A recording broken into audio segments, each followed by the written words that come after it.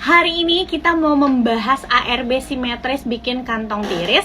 Jadi ARB simetris sudah diberlakukan per Senin kemarin, yaitu secara bertahap diberlakukannya sebesar 15% Sobat Cuan ya. Jadi semua sama, untuk harga saham yang berapapun masih diberlakukannya sama 15% gitu ya. Kita mau ngobrolin apa aja sih yang kejadian selama 5 hari ini di market gitu ya, ketika ARB simetris diberlakukan. Nah, introduction-nya adalah seperti yang kita tahu waktu hari Senin tanggal 5 kemarin ketika ARB simetris diberlakukan, emiten pertama yang langsung ARB adalah Gotoh. Kenapa demikian? Karena memang ketika tanggal berapa nih, 31 ya, market terakhir itu tutup, ada rebalancing MSCI di mana ada pembelian dari fund yang cukup besar ke Gotoh. Jadi Gotoh juga sempat arah ya, arahnya itu sekitar 35%, dan akhirnya hari Senin tentu saja ada penyesuaian langsung ARB.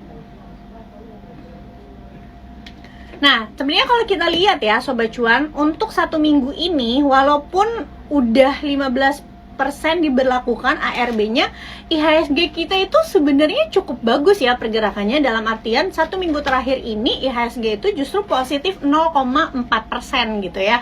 Banyak yang tadinya takut gitu karena IHSG, wah kalau udah 15% gimana nih, apakah IHSG bakalan koreksi lebih dalam? Tapi ternyata tidak, justru mampu bertahan di positif 0,42% sepanjang seminggu ini ya. Mungkin karena tekanan jualnya dan juga koreksinya juga sudah cukup dalam untuk beberapa emiten di bulan Mei kemarin. Jadi tentu aja bakalan ada rebound tipis dari market. Oke, Sobat Cuan, kalau misalnya ada pertanyaan terkait tema kita hari ini, atau Sobat Cuan mau nanyain emiten, sektoral, atau mau tanya terkait portonya Sobat Cuan ya, mau konsultasi, silahkan aja tulis di kolom question box. Oke, update kita hari ini adalah masih ngomongin tentang Gotoh. Sobat Cuan, kemarin ada yang udah nonton beritanya atau nonton di sosial media kalau Patrick Waluyo berencana akan dijadikan CEO di Gotoh itu sendiri. Nah, jadi belum efektif ya Sobat Cuan untuk Patrick Waluyo itu menjadi CEO Gotoh. Jadi baru direncanakan, dan keputusannya itu nanti baru disetujui tanggal 30 Juni ketika RUPS-nya Gotoh. Meski begitu, market atau harga saham Gotoh sendiri itu bergerak positif dari atas pengumuman ini ya, walaupun masih rumor-rumor. Untuk kemarin Gotoh sendiri itu positif 7%, dan hari ini harga saham Gotoh juga masih positif 1,6%. So, apa yang bisa kita simpulkan? Bisa jadi pelaku market itu melakukan buy on rumor dari berita bahwa Patrick Waluyo akan menjadi CEO dari Gotoh itu sendiri, dan bisa saja melakukan penjualan atau sell in news ketika RUPS 30 Juni 2023 nanti. Jadi untuk Sobat Cuan mungkin yang fee-nya trading jangka pendek, mau memanfaatkan momentum karena ada corporate action, Gotoh ini bisa jadi atau bisa masuk ke dalam watchlist untuk trading jangka pendek, yaitu dengan momentum buy on rumor, sell on news. Oke.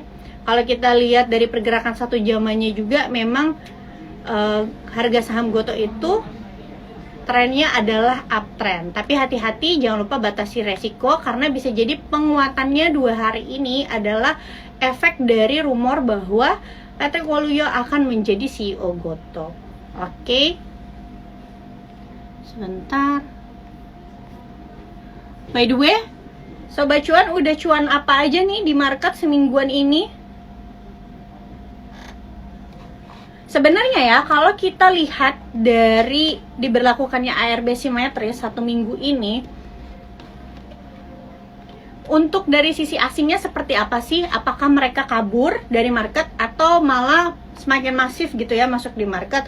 Untuk satu minggu ini diberlakukan ARB simetris 15%, sebenarnya masih cukup netral aja di market kita, dalam artian asing hanya melakukan penjualan sebesar 18 miliar. Itu angka yang relatif kecil karena dibandingkan dengan 1 bulan terakhir, asing justru masuk sebesar 3 triliun dalam 1 bulan terakhir. Wajar aja karena ada rebalancing MSCI ya di tanggal 31 Mei kemarin.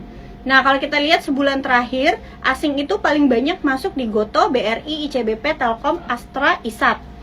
Yang paling banyak dijual adalah sebentar, ini melek.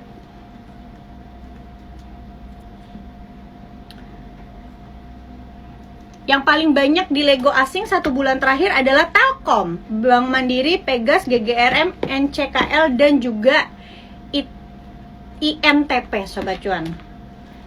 Oke, sedangkan untuk sepekan terakhir, saham-saham yang di Lego oleh asing adalah Bank Mandiri, BRI, Pegas, NICL, dan juga BTPS. Sedangkan 1 minggu terakhir yang dibeli oleh asing adalah Gotoh, ICBP, ASI, ISAT, Telkom. Nah, kalau kita lihat di sini ICBP termasuk menjadi favorit asing ya sebulan terakhir atau beberapa bulan terakhir. Alasannya apa sih? Karena kalau kita lihat ICBP sendiri per kuartal 1 2023 itu sudah mencatatkan kinerja yang sangat baik.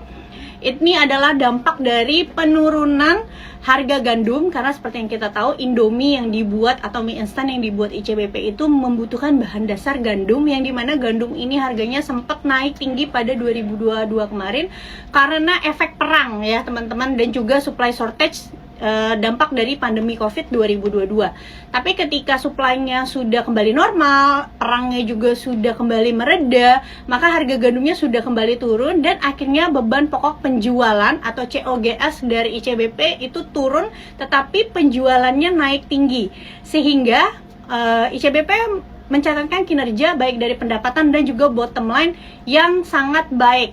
Sebenarnya bottom line ini adalah laba bersih perusahaan ya teman-teman. Membaik juga bukan hanya karena COGS yang rendah dan juga penjualan yang naik, tetapi juga karena kerugian kurs yang dicatatkan oleh ICBP tahun kemarin itu hilang. Jadi seperti yang kita tahu, ICBP itu punya hutang dalam bentuk US dollar teman-teman. Kalau tahun lalu US dollarnya itu sempat naik tinggi, maka ICBP itu tidak diuntungkan. Kenapa? Karena kursnya naik, otomatis beban hutangnya jadi ikutan naik. Tapi di 2023 ini, terutama kuartal 1 kemarin, rupiahnya sudah balik menguat, dolarnya sudah terkoreksi. Itu kenapa kerugian kursnya itu turun atau beban hutangnya itu menjadi turun gitu.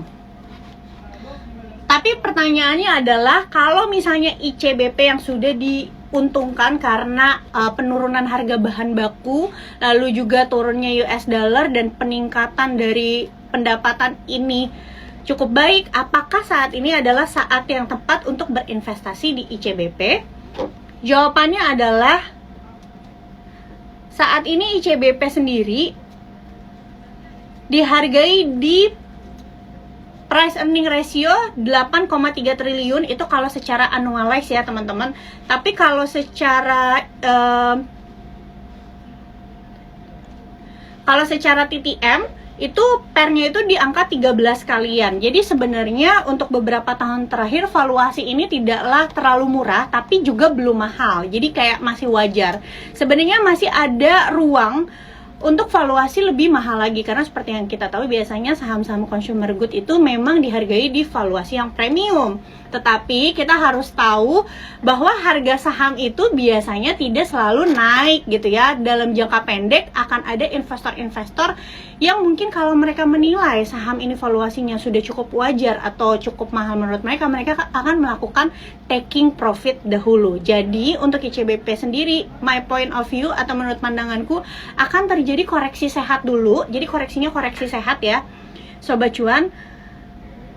Dan dimana koreksi sehatnya ini mungkin bisa jadi kesempatan untuk Sobat Cuan kalau mau koleksi. Jadi untuk saat ini ICBP di harga 11.000 menurutku masih kurang menarik. Kalau Sobat Cuan bisa dapat di bawah harga 10.000, secara valuasi itu masih cukup oke gitu. Jadi untuk ICBP adalah wait and see dulu. Oke, ini ada pertanyaan dari Fatty.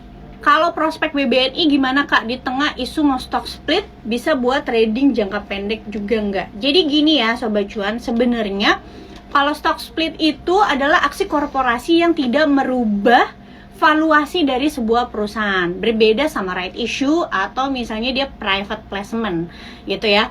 Kalau stock split itu dia hanya merubah aja dari satu lot misalnya jadi 5 lot. Dan nggak ada perubahan dari sisi kinerja di sini. Jadi sebenarnya nggak merubah apa-apa. Ibarat saham itu cuma dipecah aja. Jadi harusnya dalam jangka pendek dan jangka panjang itu nggak ada pengaruh yang signifikan. Tapi kenapa sih perusahaan memutuskan untuk melakukan stock split? Biasanya kayak contoh BBCA itu melakukan stock split tahun 2021 kalau nggak salah ya. 2021 BBCA melakukan stock split, terus Bank Mandiri beberapa bulan lalu.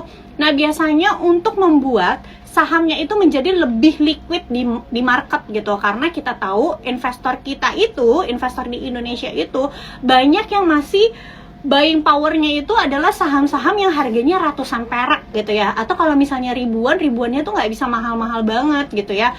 Kalau kita lihat BBNI sendiri itu kan saat ini harganya 9.000 itu berarti satu lotnya itu 900.000 gitu.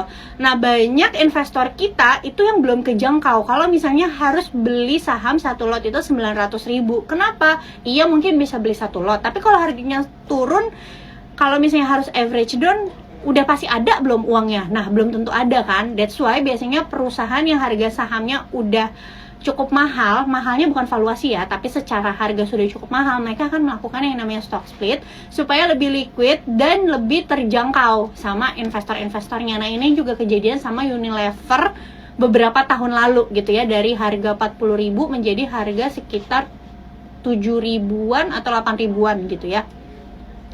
Nah jadi kalau misalnya dia jadi lebih liquid, maka itu bisa mengundang investor-investor yang tadinya kemampuan belinya itu nggak bisa ratusan ribu per lot, bisa nggak sampai 1 jutaan atau misalnya di atas 500.000 per lot, bisa ikutan investasi di BNI. Tapi memang ada sisi negatifnya nih, Sobat Cuan, sebenarnya ya, untuk stock split sendiri. Stock split itu juga kadang bisa dipakai sama market maker besar atau sama fund-fund yang pegang saham ini untuk melakukan distribusi. Nah ini tuh berlaku atau kejadian sama saham Unilever pada saat mereka stock split tahun 2020 atau 2019 aku lupa ya. Jadi pada saat itu ya banyak banget investor retail itu yang sangat euforia karena Unilever ini mau stock split. Ya maklum Unilever itu kalau misalnya ke investor pemula itu dulu cukup terkenal karena dianggapnya banyak doktrin yang kayak kalau kamu investor pemula berinvestasilah di instrumen atau di saham yang produknya itu kamu tahu gitu ya, produknya itu kamu pakai atau produknya itu kamu kenal, saham-saham yang produknya kamu pakai atau saham-saham yang produknya itu kamu kenal. Nah biasanya yang top of mind-nya salah satunya adalah Unilever dong, kayak kita pakai Pepsodent, terus kita pakai shampoo-nya dan lain-lain. Jadi zaman dulu itu sebelum Unilever turun masif seperti beberapa tahun belakangan, Unilever sangat terkenal di kalangan investor retail. Tapi banyakan retail nggak mampu beli karena dulu harga per lotnya itu sekitar 4.500.000 sampai 5 juta. Bayangin ya satu lotnya. Akhirnya diumumkanlah mereka mau melakukan stock split.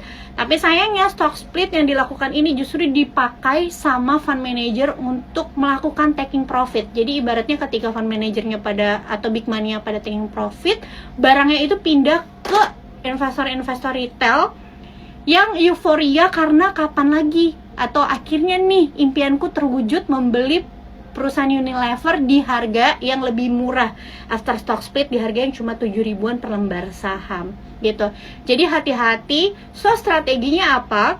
Kalau misalnya kamu mau lihat saham yang mau stock split, jangan cuma lihat karena dia aksi korporasi stock splitnya aja, tapi kamu juga harus analisa apakah industrinya masih akan bagus beberapa tahun ke depan.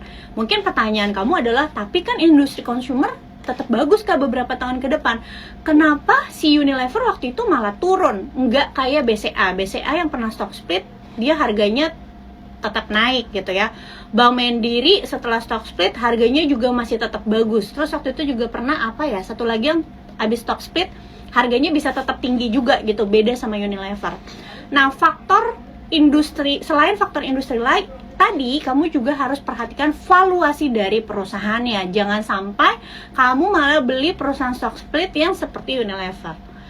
Valuasinya yang seperti apa, Kak? Jadi kalau kalian tahu pada era 2018, 2019, 2017, Unilever itu dihargai di valuasi PE ratio atau per 40-50 kali. Nah, per 40-50 kali itu artinya apa sih? Artinya adalah kamu membayar 40-50 kali lebih mahal daripada laba bersih yang dihasilkan perusahaan. Dan simpelnya kamu butuh waktu 50 tahun untuk nilai investasi kamu itu bisa balik modal. Oke? Nah, inilah yang dinamakan valuasi yang mahal atau sangat premium. Jadi faktor valuasi juga menentukan apakah sebuah emiten yang mau stock split itu layak untuk diinvestasikan apa enggak. Nah, balik lagi sekarang kamu lihat BBNI. Apakah BBNI itu valuasinya sudah mahal atau belum? Kalau kita lihat di sini secara price earning ratio, dia masih 8 kali. Sebenarnya BBNI di antara 3 bank besar lainnya, Bank Mandiri, BCA, dan juga BRI, punya valuasi yang paling rendah, teman-teman. Oke, itu satu. Jadi secara PER sebenarnya masih rendah. Yang kedua, kita lihat PBV-nya. Karena ini sektor keuangan, sebenarnya yang lebih ideal adalah pakai valuasi PBV atau nilai buku per lembar saham. Saat ini PBV dari BNI sendiri itu adalah 1,2 kali. Kalau misalnya dibandingin sama 3 bank besar lainnya, yaitu Bank Mandiri, BRI, dan juga BCA, BNI itu punya valuasi yang lebih rendah dibanding 3 perusahaan bank besar lainnya. Ya, jadi secara valuasi masih oke. So, kalian yang punya BNI saat ini, ketika nanti stock split kalian khawatir apakah takut kejadian kayak Unilever atau tidak, maka my point of view, ya, disclaimer on, ini opini pribadi, jawabannya adalah tidak. Karena valuasinya masih oke atau tidak premium, tapi kinerjanya juga masih terus bertumbuh. Cuma bukan berarti BNI ini tidak ada resiko ya. Resikonya apa? Nanti aku bahas. Kita bahas valuasinya dulu, oke?